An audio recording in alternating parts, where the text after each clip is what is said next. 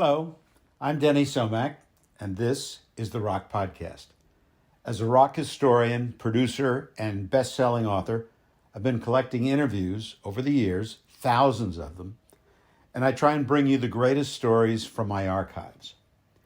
On this episode, we're going to present an historic interview that was recorded in November of 1981 with the legendary Phil Lynott, who was a black Irish singer, bassist, and songwriter. He recorded with Thin Lizzy as well as solo. Now, we primarily know him from his work with Thin Lizzy and, of course, the song The Boys Are Back in Town. Thin Lizzy also released Live and Dangerous in June 1978. It was recorded in London, Philadelphia, where I saw it, and Toronto, and it is considered by many to be one of the greatest live albums of all time. But first, something about Phil. Phil Lynott was born in the West Midlands of England on August 20th, 1949, but grew up in Dublin with his grandparents. I got to tell you, Phil was revered in Ireland. He was exceedingly proud of his Irish heritage and his Dublin identity. I mean, people really love this guy. And he's been heavily celebrated. Like in 2002, he was commemorated with a stamp as part of the Irish Rock Musicians series that also included Rory Gallagher, Van Morrison, and U2. In 2005, a life-size bronze statue of Lynott by Irish sculptor Paul Daly was unveiled on Harry Street in Dublin. On November 27th, 2019, the Central Bank of Ireland issued a 15-pound silver commemorative coin as part of the Modern Irish Musicians series, commemorating the 70th anniversary of Lynott's birth in 1949. And in December of 2020, a plaque was unveiled at his childhood home in Crumlin. He's all over the place.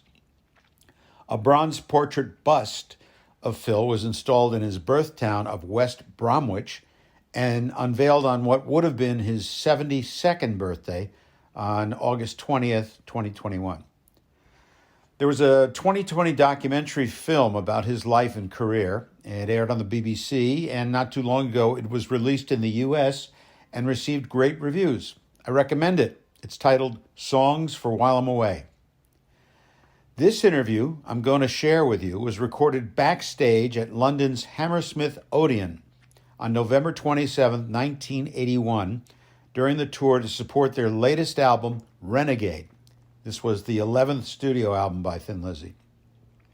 It's not a very long interview, but there are not a lot of interviews with Phil, and it's informative. Sad to say, his last years were heavily affected by drug and alcohol dependency. He died of pneumonia and heart failure on the 4th of January, 1986. He was only 36 years old. I met Phil a few times, and I have a great story about the last time I saw him in June of 1985. That story after we hear the interview. So here's my London correspondent at the time with this interview of Phil Lynott. So, almost halfway through the British tour, how are things going, and how are people receiving songs from the new Renegade album? I think they're going down fairly well. I mean, obviously they're expecting us to play the old favourites, and there's a couple of critics, come to hack away at us, but our supporters are really loyal, so, I just hope that they like the new songs as much as I do.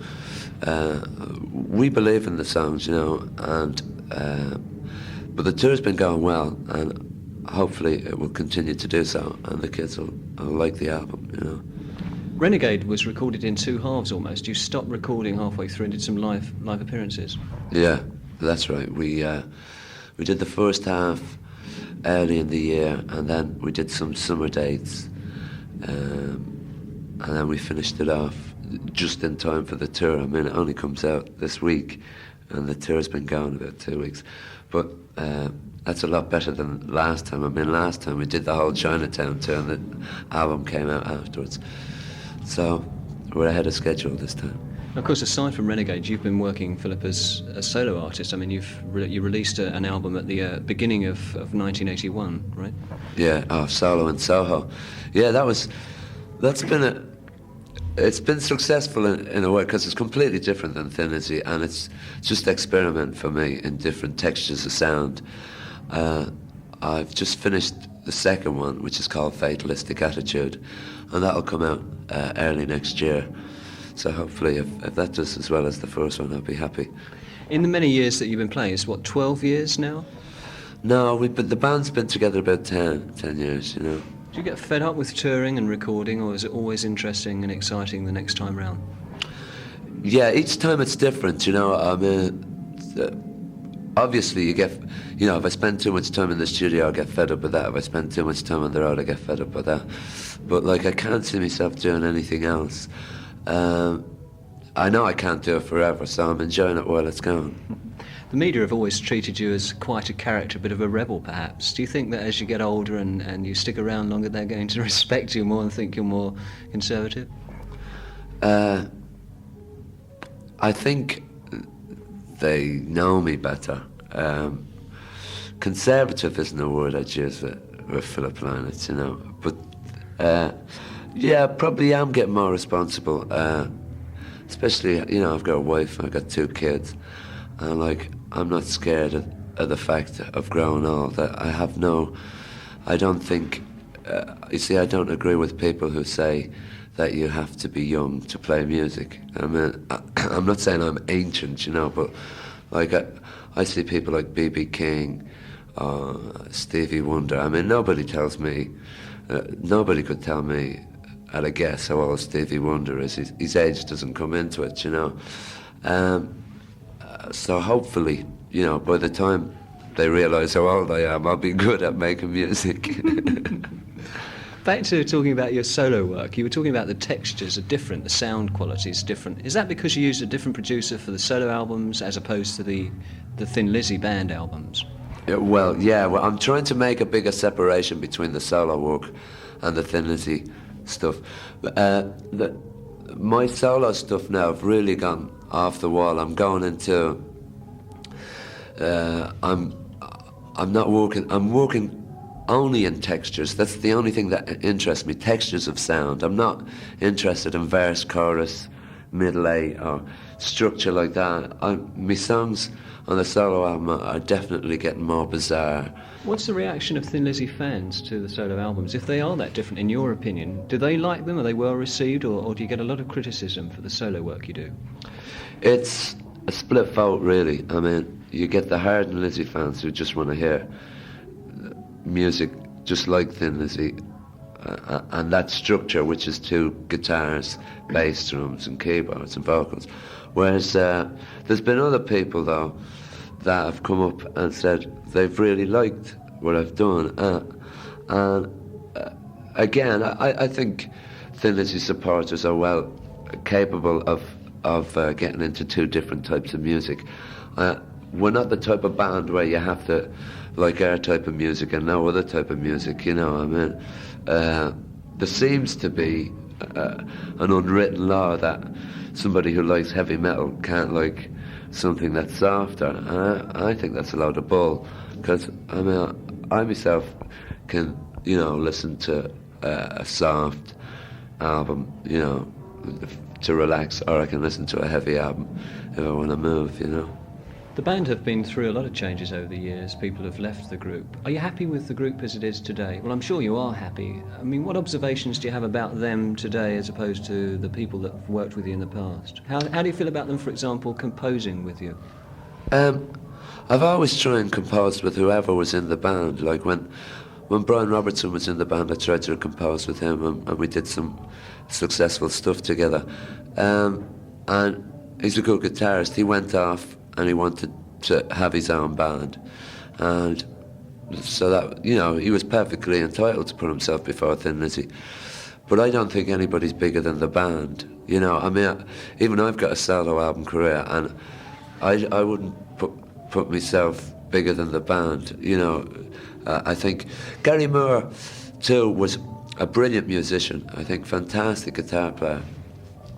And as a musician, I think he's probably one of the best musicians that's been in Thin Lizzy. But again, he wanted to go off and do a solo career, and we wrote some nice tunes together. But since then, our musicianship is, he's just shown his technique rather than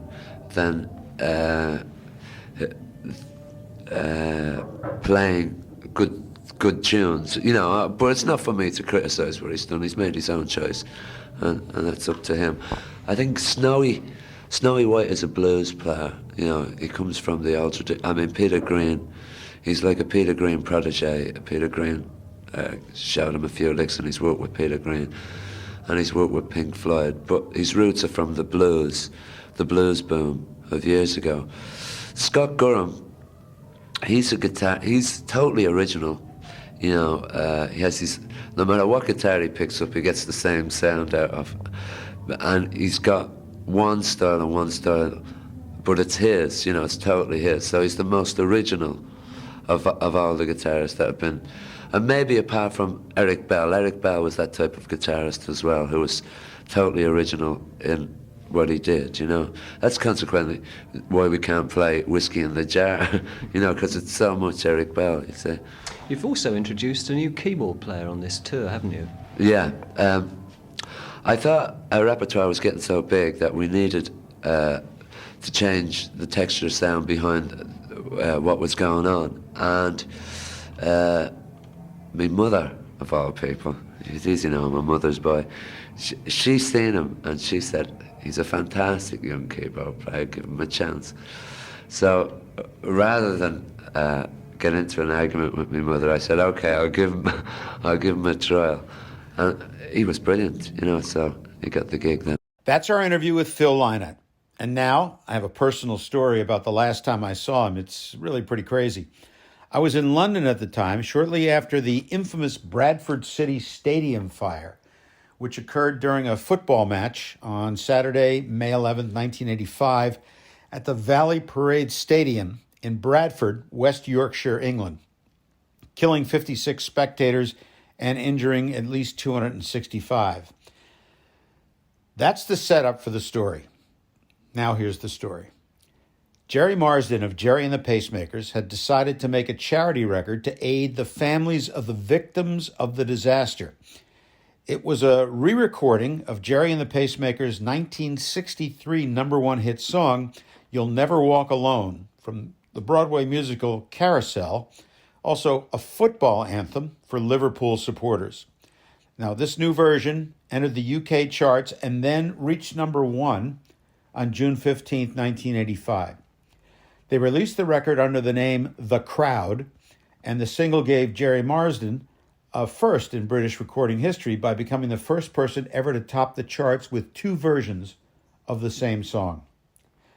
The band and celebrity members that sang and played on it include Rick Wakeman, Denny Lane, Kiki Dee, Colin Blunstone of the Zombies, Zach Starkey, members of the Hollies and the Searchers, Peter Cook, John Entwistle from The Who, Motorhead, and Phil Lynott. Paul McCartney contributed some words on the B side of the record, which was titled Messages. So what does all this have to do with me? Well, I was invited to cover the event for NBC Radio. And while I'm there, amid all these people, in fact, I was standing in between John Entwistle and Phil. Next thing I know, I was asked to join in on the background vocals. What was I going to do, refuse? Of course not. And that's how I ended up singing on a number one record. So I hope you enjoyed my story and the interview with Phil Lynott. That's it. Thanks for listening. Tell your friends about this podcast. It's available on all the usual platforms. And of course, it's free. You can find us at the website, therockpodcast.com, and on Facebook. You can also send your comments and let me know your thoughts. I read them all. Contact me at hello@therockpodcast.com. So for now, adios.